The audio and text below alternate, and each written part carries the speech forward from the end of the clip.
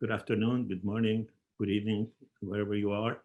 Good time, as we say in Persian these days. It is my very distinct privilege and pleasure to be talking with Ms. Sarshar. Of those 3,000 interviews that she referred to, I have had the good fortune of being interviewed by her a few times, and it is my now pleasure to, for the first time, actually interview her. There is one aspect of her remarkable career that was not mentioned in the bio, and I want to mention that, and that is she and her husband's remarkable life as a philanthropist, as supporters of arts, and as supporters of Iranian studies. When we were trying to launch an Iranian program at Stanford, we were trying to go around and ask people to contribute to this program. And the first outside this area invitation that we received was at her home. She and her husband invited us, Mike McFall and I went there. So we have benefited from her generosity over the course of our program. And the last indication was that she kindly donated her remarkable archive of all of these interviews to Stanford, as well as the a copy of the Jewish oral history. So it is with immense gratitude and humble appreciation of all she has done for Iranian arts, for Iranian artists, and for journalism, and for women's cause that we welcome her. Welcome, Ms. Sarshar. Thank you very much, Dr. Milani. You are very kind. I'm humbled by your introduction, and it is my honor to be in conversation with you and invited by Stanford, very respectful university. Thank you. So you have worked in Iran as a journalist. My first two questions are, what were the biggest challenges as a pioneering woman journalist in Iran, working as a woman journalist? And then what were the challenges of trying to continue that career in diaspora? So challenges in Iran, challenges in diaspora. Challenges in Iran were different. I have been between the first 10 Iranian women journalists and journalism, and when I started, and it was challenging in that sense that we were working hard.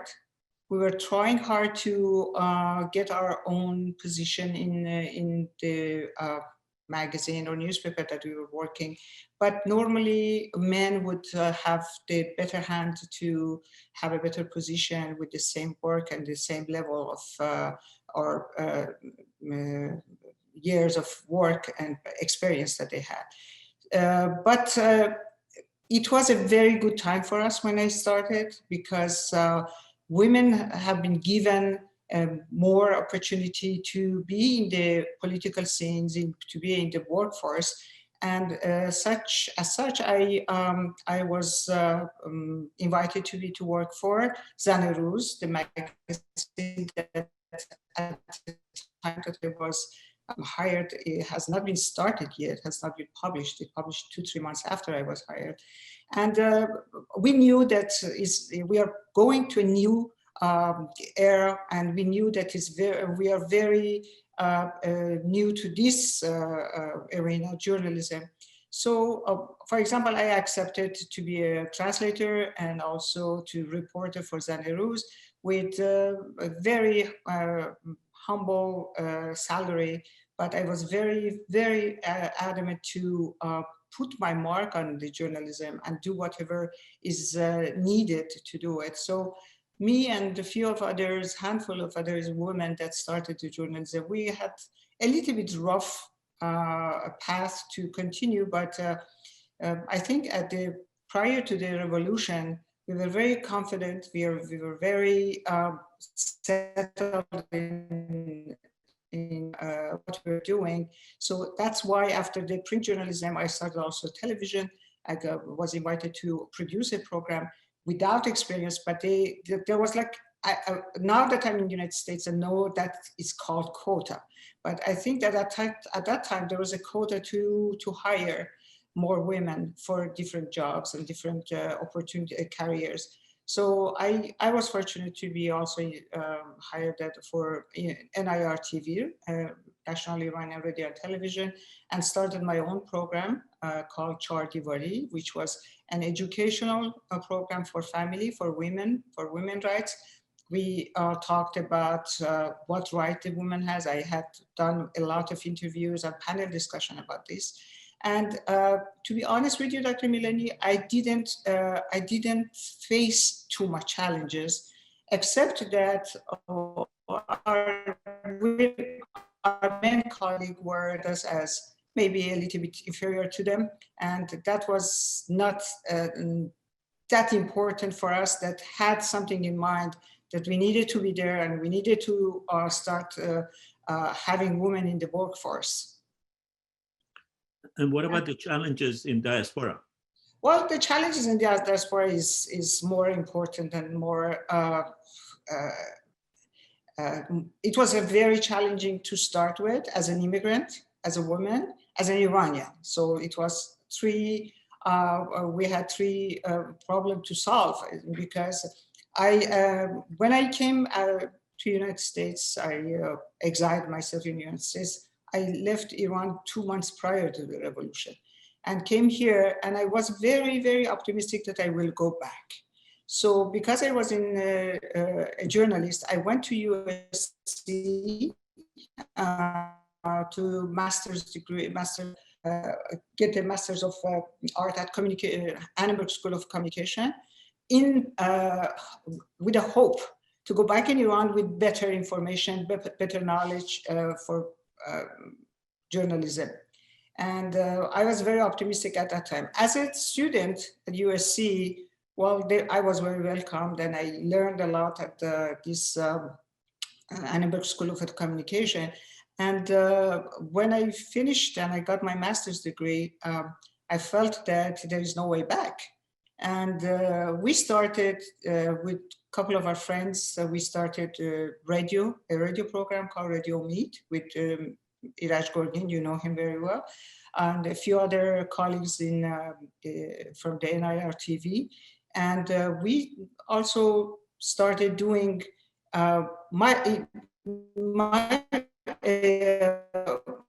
personally myself, I started to elaborate career outside the Iranian community. I worked for an NBC for a couple of months as an intern. I worked with Bank of America as a PR. All this was like an internship, but there was no chance for me at my age and the language that I didn't know. I was primarily Persian speaking and also French speaking, because I was at school with your sister, beloved sister Farzaneh, and we were at French school. So our second language was French. I learned English here. And there was no chance. I tried to, for NBC, try to be behind the scene, do some research for them. They hesitated, and I know why, because so many demands are here for, especially in journalism, for younger generation, younger people with a better accent, knowledge of English. So at one time, I stopped this challenge, and I said I should do something for my my community, Iranian community. That's why we started a radio program. I started a magazine, monthly magazine for the Iranian Jewish Federation. And from then to today, I have been in Persian community and working with Persian community, working for Persian community. And the challenges is still in the Persian community is having different ideas or different ideal or different point of view politically or socially with other Iranian community, which was okay until 4 years ago. 4 years ago, I have been facing challenges that I never thought I would, because the Persian community is divided in two very strongly, and there is a very big and incredible tension between the community here in Los Angeles and all over the United States. You know yourself, Dr. Milani, about this. And I may say for 55 years that I worked, I haven't faced such a challenge. This challenge is new. It made me angry, it made me anxious at the beginning, but now I said, well, this is what it is. We should face it. We should do whatever is needed. I should do whatever is needed. I cannot back up. So at this age, a new challenge. So I add all these challenges, and I can say that for 55 years, as a journalist, as a writer, as a human rights activist, as a women's rights activist and minority rights activist, challenges were different, but not as in your appraisal of the Iranian women's movement, you have been following it, you have been part of it, you have been pioneer in it.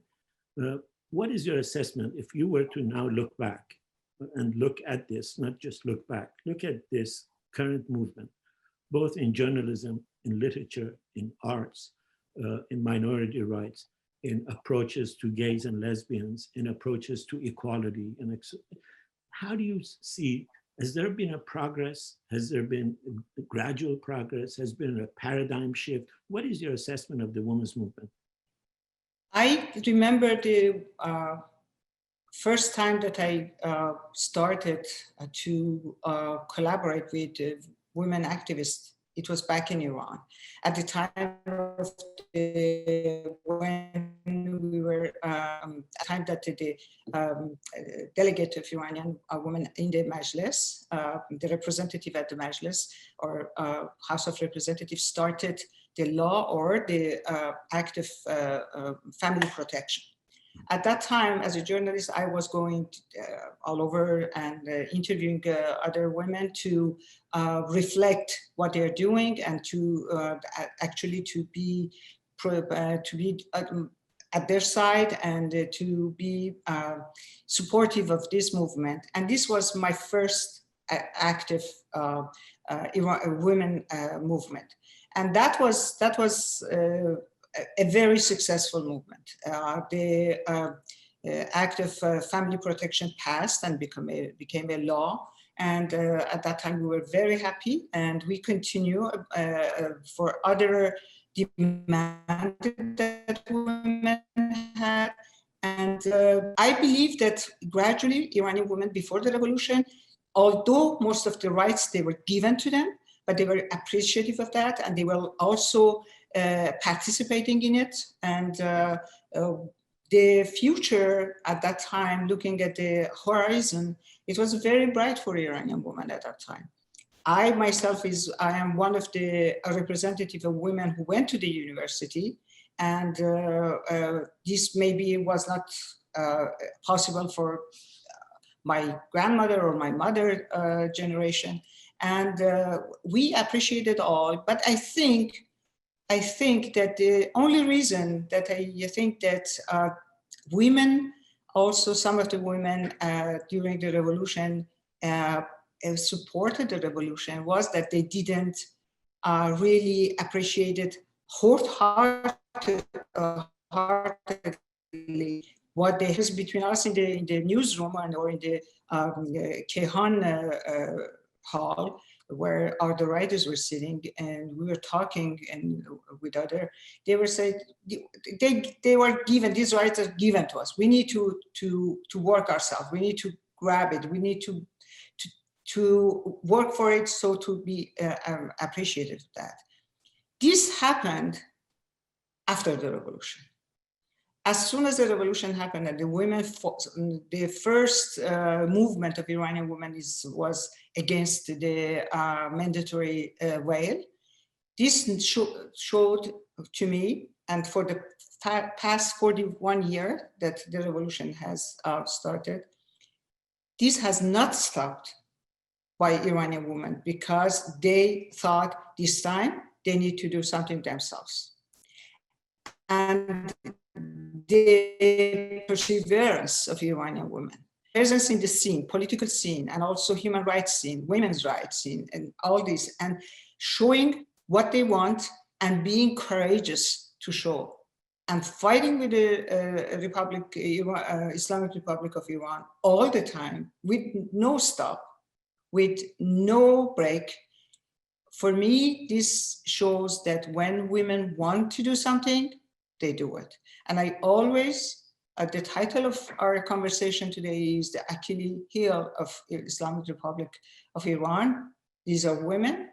I used that idiom maybe 36, 37 years ago in one of my articles that I wrote. And I still believe to this day that if something happens, if this regime is overturned, if another revolution happens in Iran, the Iranian women are the one that are in the front. And they have been doing this for years, for decades, and tirelessly, they have done this. And I always bring their name with pride. And I think that the only thing that I, as an activist, do outside Iran for them in diaspora is to just bring their voice, give them a voice, because at the beginning they even didn't have any communication with outside world, but we give them with the different network that we bring with the NGOs and different organization, women organization. We just connected to them and we gave them voice for the whole world to know what's going on with the Iranian women. And they haven't stopped. And they get the right that it's the God-given right, the equality in every aspect of life, especially equality in law, in rights that they should have.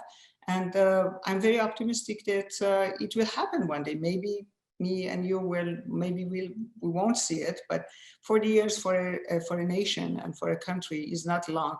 For a person is long. Maybe I would be sad if I don't see that day, but I know that one day this is going to happen. I'm convinced that you're right. We will see it. You will see it, and hopefully I will see it, because I think you're right. The women's movement has been at the forefront for not just the women's movement, but for the democratic struggle. Exactly. Would you agree that because women have been in the forefront of this democratic movement, they have changed the structure of this democratic movement in very important ways? I believe that. And I think that these days we're seeing a lot of Iranian men supporting this movement, which was not the case maybe half a century ago. And they are fighting for the separation of religion and government. Women are doing this, and men are supporting it. So this is and also they're just bringing about the knowledge and information that all the religion, Abrahamic religion, if they are working with the government together, the first victim of this coalition would be women. So I think Iran, after the Islamic Republic of today's Islamic Republic government, after that, Iran will never see a coalition between the government and the religion, because women have been the biggest victim of this coalition, and they have changed the view of other people, other citizens of Iran to this point. Would you also agree that the kind of movement that has come about, this kind of civil disobedience that has been really remarkable by women, has changed the structure of the political movement for democracy in Iran in a much more fundamental way? Would you agree with that? Great point, Dr. Milani. I agree with you 100%.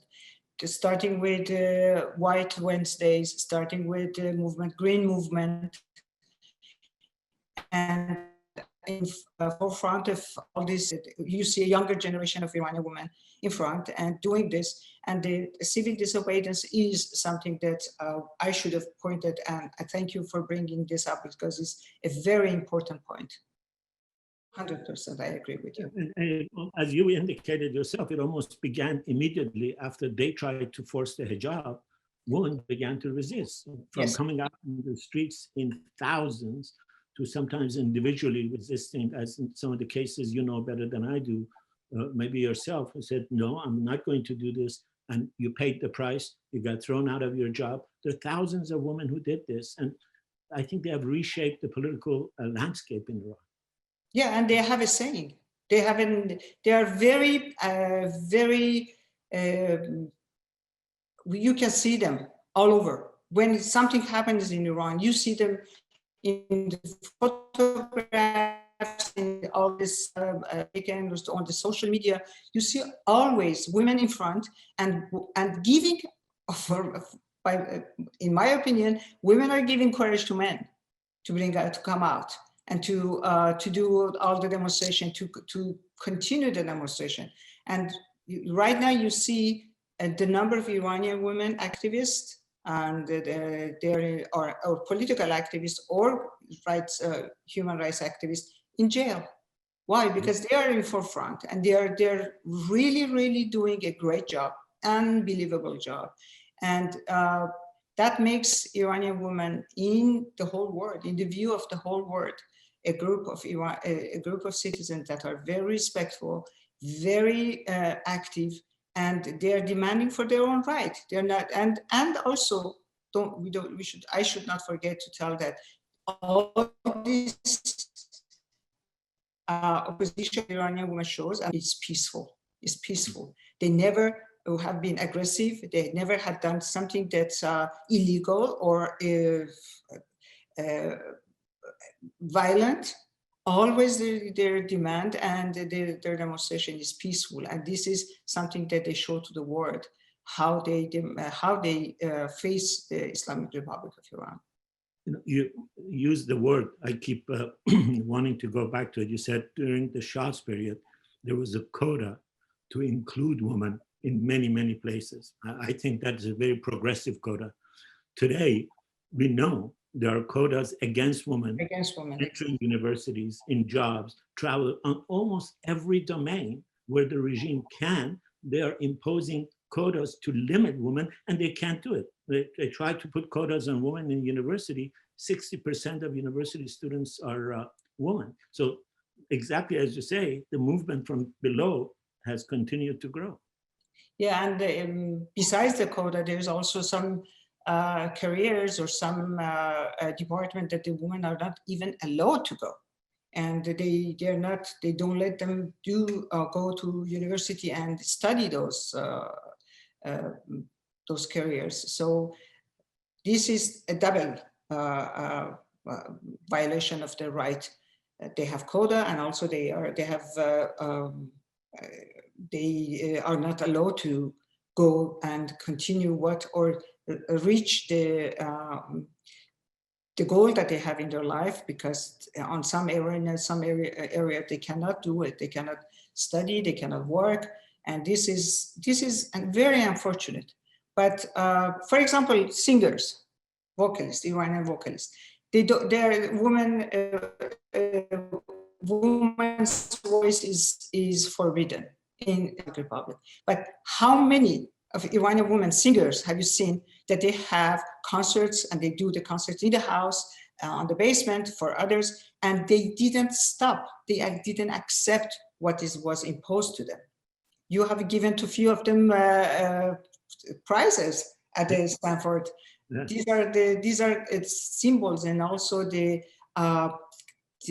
heroes of Iranian women that did what they were asked not to do, and they did it, and they did it perfectly. The Parisa, I think you're referring to. Yes. Parisa, yes. Was truly the grand dame of classical Persian music, and she could. And Simine Behbahani and other women, yeah, in different areas, yeah, literature and art and stuff like this.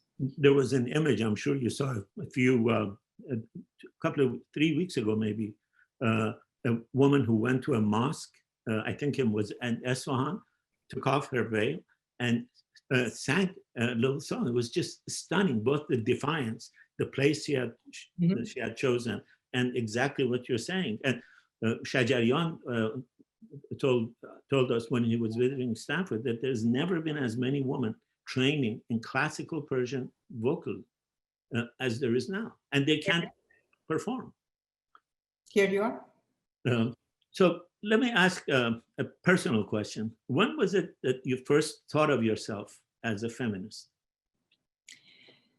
Do you remember? Yes. I have been brought up in a family, in a Jewish family, and with matriarch. My grandmother and my mother always had the saying in the family. But in most other family at that time, women had the saying, but they wouldn't show family, they would show. And the expectation was for me as such to be. And I have done taken few steps in different areas of my life. For example, when I was being, how do you call it? When I had my husband, my future husband came for my hand, as they say, khastagari, which was a very a traditional way of seeing or meeting your future husband. And there was a tradition in Muslim and Jewish both, that the father of the bride to be would ask for money. That we call it mehriye. I don't know how do you call it in English. This is like a something called the bride money for the wife. Yeah. Yes, and when I was sitting there at with the family, and they asked me to go out, I was at the first year of the university, and I said, "Why should I go out?" And they said, "There's some discussion that you're not supposed to be here." So I went there, and then my aunt came to my room and I said, "Oh, congratulations, it's passed." And I said, "What passed?" And I said, "Your husband accepted to pay 400,000 toman for your mehriye," which was a big amount for that. And I said, "Why?" And he said, "This is the tradition." I said, "You sold me?" No, nobody gets this money. This is just tradition. So I was very, very upset of this. And I said, not in my family, they shouldn't do it. But my mom also accepted because it was tradition. And the day that I married my husband, a week after, I just told him, "You are free. You don't have to pay me my bride money." And said, "How you do this?" I said, "I don't want it because I feel bad."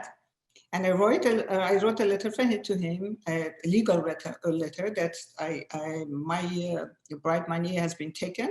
It's okay. I don't want it anymore. And I think at that time, that I was 19 years old, that the respect for women, the honoring of a woman, is not to exchange it with money. Maybe that was the first step that I thought I should do something about this. And then came the family protection family, and then after that came the abortion laws in Iran. And all these were just giving the woman the liberty and freedom to live their life and to do whatever they want with their body, and to prevent themselves to be sold. So always when I discuss this, people say this is just a tradition, but they say this is a very nasty tradition. I don't like it, and it should be waived. It should be unlawful to do this. But I think still they are doing it in Islamic Republic of Iran. Absolutely. And in villages, maybe in villages and stuff. So until the day that a woman is not sold, a bride is not sold, I think I should continue my activism for the Iranian women's rights. Absolutely. And it's a brilliant anecdote because it shows how instinctive initially your feminism was, because I think that is a very profoundly feminist gesture. Said, I want a bond of marriage, but I don't want it to be held together with the threat of money, which is essentially, of course, we have to understand that tradition has come about because women don't have rights of inheritance, women don't get anything. And this was a protection for women. Protection for women. Yeah. But you didn't ever want that protection. You want to stand on your own. And that's a remarkable feminist gesture. But of course, I have to also say, because I have a great deal of eradat to your husband, they chose well. Thank you. Yeah, that's good.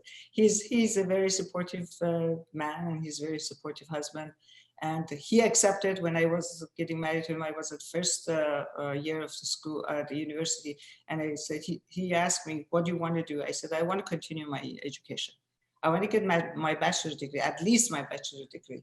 I said, whatever you want to do. Until what time, any time that you want to educate, you want to get educated, you want to go to the school, you want to go to the university, be my guest, do it, and I will support you. And he just, the promise that he gave me, it was all the way. He even helped me to babysit my kids when I was going to this class. And he's different from the traditional Iranian man, and I'm happy to marry him. I have to ask you about one of your books, although it's not about women's movement, but it shows the quality of your work and the quality of journalism. For those who might not know, Sha'ban Jafari was infamously known as Sha'ban Brainless. And everyone had agreed that this was a picture that has been created of him, the person that helped overthrow Mossadegh. And when he was alone and isolated in Los Angeles, Ms. Sarshar decided to actually get what his story is. So could you tell us a little bit about your decision to do that book? That was my journalism instinct when I saw him first. And I remember that I thought, this guy has a very big, grandiose presence. When he was sitting in a room with other people, he would start just discussing, talking, and everybody would listen to him, or everybody was interested to see what he's telling. And in one instance that I saw him, I said, how come that nobody thought that this man has something to say? Because every time that is a book or an article written about Mordad, the 28th of Mordad, 28 Mordad, and the coup, is Sha'ban Jafari is one of the names that comes up. So he needs to be listened to. People should listen to what he has to say.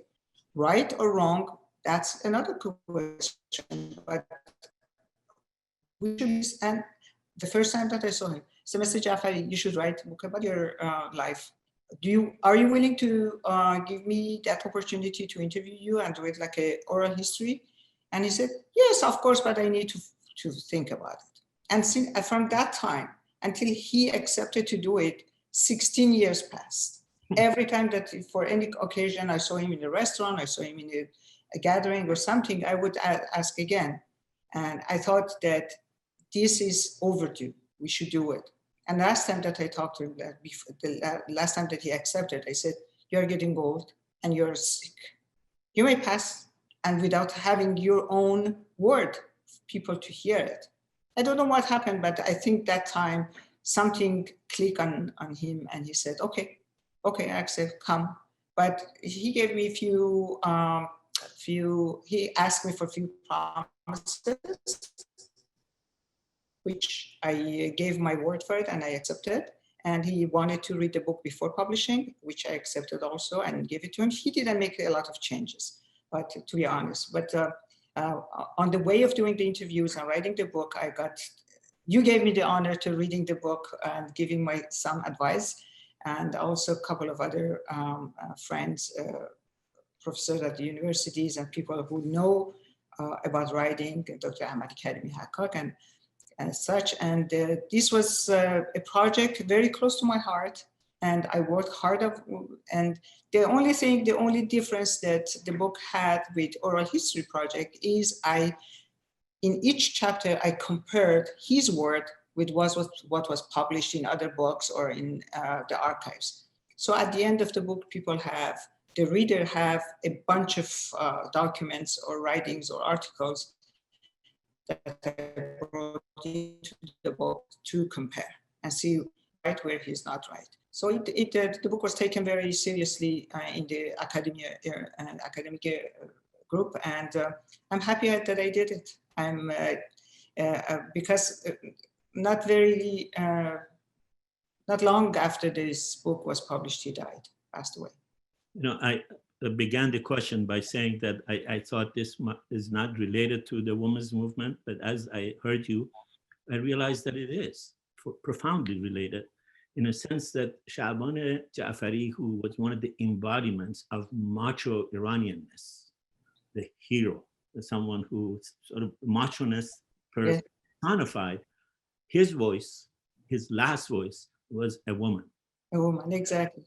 I wrote in my preface of the book, I said, I don't know why he chose a woman, but maybe he thinks that women are more trustworthy, and or maybe he thought that I was genuinely respecting whatever he said, and I would not cheat him. But anyway, you're right. He gave his voice to a woman.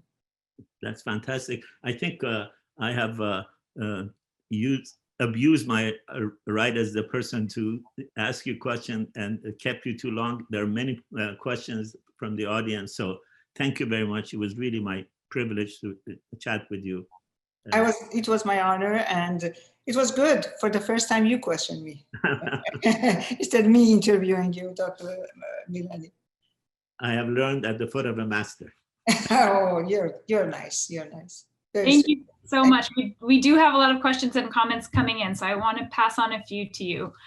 One viewer says, in view of the systematic persecution of women's rights defenders and activists like Nasrin Sotoudeh, how do we mobilize Iran's global diaspora to secure the release of women's rights activists in Iran? We're globally and mobilizing globally, it's a very hard work to do.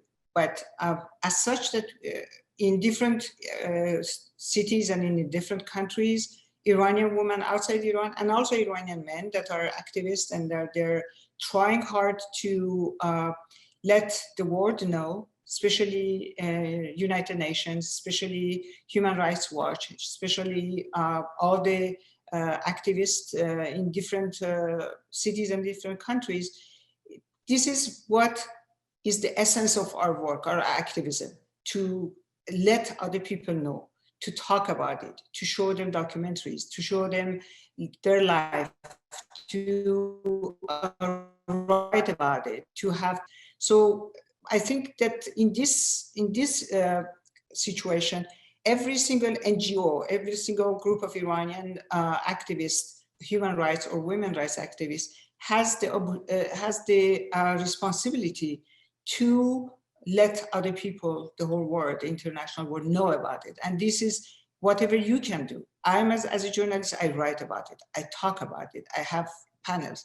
Somebody as a professor of the university can bring all his colleagues together, his or her colleagues together, and write an open letter to the universities, to responsible people around the world. So it depends on how much of yourself, how much of your power you can use it, and you are willing to use it to support this movement. Thank you. Another viewer asks if you can please elaborate more on the division you mentioned that exists in the Iranian community. Is it a political, religious, or some other form of division? Right now, as we're sitting and talking, is political. It's political, but it has also an underline of religion and underline of different views of people from capitalism or communism or socialism, because these days, a lot of Iranian, we hear from them that they are, for example, giving their vote to one of the candidate, and they mentioned that because they want the Iranian regime be overturned. And the next president of the United States, if it's such a candidate or the other candidate, they would either do it or don't do it. And this has been very, very active and very hot discussion between the Iranian community. And I can, as the Iranian community is like a small example of what's going on in the bigger United States. It looks like they have taken a knife and they have divided the community or divided the country in two exact opposing views. You see the result of the election and the vote that we gave, and it's 50-50 almost, 51 or 49. So the same goes for Iranian community. And I haven't seen such a animosity, such anger, such a fighting between the community, and this is all is because of underlying preference that one has and the other opposing view doesn't have it, about Iran, about the Jewish community, about Israel, about taxes and all these. So as a citizen of the United States, Iranian born American, they also have a point of view that is exactly as the one that is you can see in the bigger picture of the United States. Thank you. And I know you spoke about this a little bit already, but we've had a few questions along the same line. So I'm going to ask all three of them and then maybe pick up if there's anything you'd like to add. Viewers write, why didn't Iranian women activists get any support from Iranian men after the revolution for the mandatory veil, etc.? And another viewer writes, why did women after the Islamic Revolution accept the new Islamic limitations while they were at the forefront of the revolution and had more freedom and awareness for their rights? And one more writes, although Mr. Khomeini was against women's right to vote, Iranian women supported him in the beginning of the revolution. Why? Did they forget his history of being anti-women's rights? Well, one of the reasons is that Iranian people in general, they didn't know Khomeini. Khomeini was in exile for many years. And the first time that many Iranians heard about him was at the verge of the revolution. So I give you one example, a personal example. When we were working at Kayhan newspaper, and there was a strike between the journalists for 60-day strike that we wouldn't write because everybody was supporting the revolution, mostly in Kayhan. And we were talking, we didn't have anything to do. We were striking, sitting there, not doing anything. And we were just discussing between ourselves.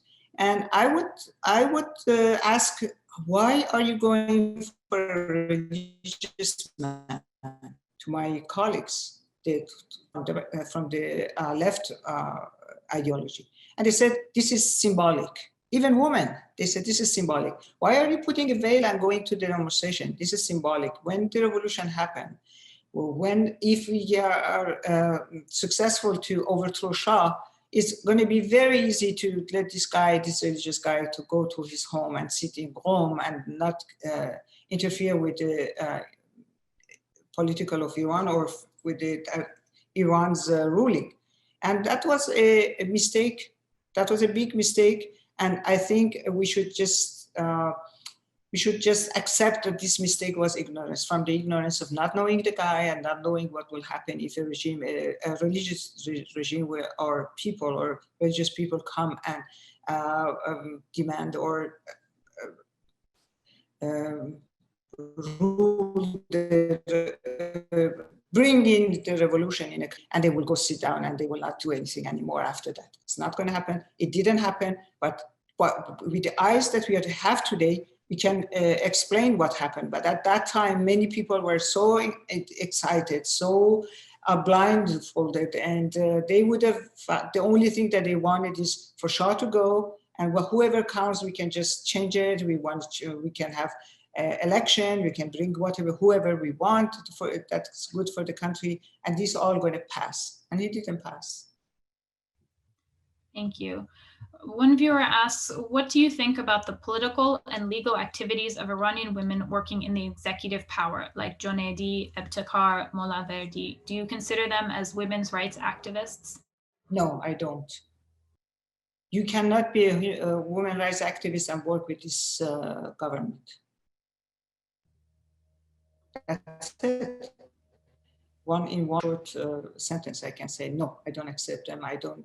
Maybe they're activists for Islamic Sharia laws to bring about those, and they are women that they accept whatever the religion gives them and guide them, but not women rights activists. No. Thank you. A comment and a question from another viewer. Iranian women continue to be a strong, nonviolent movement, which is bold, courageous, and unwilling to back down under the severest of oppression. We do not see any similar movement in other Islamic countries where the rights of women are suppressed. Why do you think this is the case? I don't agree with this question. I think that in all the movement that happened in Islamic or non-Islamic countries, women have been also participating, but Iranian women have been very, very visible. They have very visible involvement. And that's because I don't know why. I don't know the reason. Maybe some researcher needs to find the reason, but I think they are a big exception in the whole world and in the Middle East, and even in the Middle Eastern movement in different countries. Iranian women are stronger, and they are just tirelessly working and not getting away any minute. Thank you. Another viewer says, I'm grateful to you, Ms. Sarshar, for your advocacy of women. Do you think your cultural background as a Jewish woman gave you the courage to begin your path of fighting for women's rights, meaning that you might not have been as accepted for speaking up with your voice had you been a Muslim woman? And then just another question from a viewer, was being Jewish also a challenge either in pre-revolution Iran or in the US?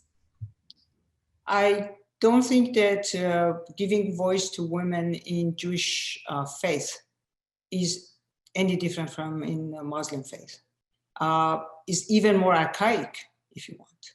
And then having a woman with voice, having a woman with ideas, having a woman to be an activist woman in Jewish communities, much harder and much challenging than in Islamic faith. So. I do not compare these two as one better than the other one. Both are just preventing women to raise their voice for the right. And it's for me as a Jewish woman, it was hard. I was not very much accepted in my community back, and here also, for example, the opposition that it should show if a Jewish man is against, for example, Trump or Biden, as opposed to a woman who is against Trump or Biden, the woman will get more of insult or attack from the community. And that shows that there is no difference. When religion is, where we are talking about religion, Abrahamic religion like Islam and Judaism and Christianity are both very unfair to women. Thank you. A viewer writes, one of the most salient features of your work is your courage to break ancestral silences. Thank you for your pioneering work. Would you please tell us what is a taboo topic you wish to address but never did? Well, I don't see which one I've not addressed, but there was a lot of taboo. I have a gay son, and in the Iranian community and the Jewish community, this is a big taboo. And I started talking about it, and my son was also very, very adamant to be out of closet. And I have also helped all this LGBTQ community, Iranian LGBTQ community, to feel comfortable with themselves. And this is the last taboo that I think I had for the community that I talk about. It has started maybe from 20 years ago, but has been very more visible in the last 10 years because of the different community of LGBTQ Iranian that has been formed. So I work closely with them, and I make their voice heard, and Besides that, I don't see any other taboo. I am famous for breaking taboos all the time. Thank you. One viewer asks, how does the feminist movement in Iran fit in with Western feminism? Do you see the two as compatible? Not very, but it's in essence, because it's activism from women for women's rights, it can be compared with each other. But the way that the Western women work to progress this movement is totally different from Iranian or Middle Eastern women or that part of the East part of the world. So you should be aware of culture, you should be aware of tradition, you should be aware of geography or the situation of the country, you should be aware of the country, the government, and all these makes activism, women activism in my country, in Iran, much more difficult than in Western countries. Thank you. What do you suggest to bring back some dialogues among the Iranian Jewish community and other Iranians? Well, I think Trump has not helped that and had made it worse for the last 4 years. Contrary to what they said that Trump is a president that respects and loves Jewish people and also Israel. I think during the last 4 years, the anti-Semitism, anti-Israel sentiment has been highest, and also the violence and attack to the synagogues and also to cemeteries, Jewish schools, that he didn't help it. So if his followers are following him the way he's doing the job, I don't see any bright future in bringing in those people in conversation right now. We should see. Thank you. We have just a few minutes left, so I want to ask two last questions to leave on. What advice would you give to young women journalists in Iran today? And what gives you hope, if any, for the future of Iran? But the Iranian women journalists in Iran, they're very courageous. They don't need my advice. They're working perfectly. They are doing a great job. And the only thing I know a few of them, I'm in constant contact with them and correspondence with them. And I always said, I'm very proud of you for what you're doing. I know you are facing a big challenge, but bravo for what you're doing. So I don't have any advice to give them. I think that just giving a pat in the back for what they're doing. And as for, what was the second question, the future of Iran? What gives you hope for the future of Iran? Iranian women. And continue great job that they're doing and great work that they're doing. And staying strong and continue what they're doing. It will happen. Thank you. I think that's a wonderful place to end it on. Thank you so much to everyone who submitted questions and comments. And thank you, Ms. Sarshar, for a wonderful conversation. This event was recorded, so we will share the recording in a few weeks' time on our website and our YouTube channel. Thank you so much. Thank you, Roma, for your invitation. Thank you, Stanford, and also Hamid and Christina Moaddam, the program of Iranian Studies, for inviting me. It was an honor.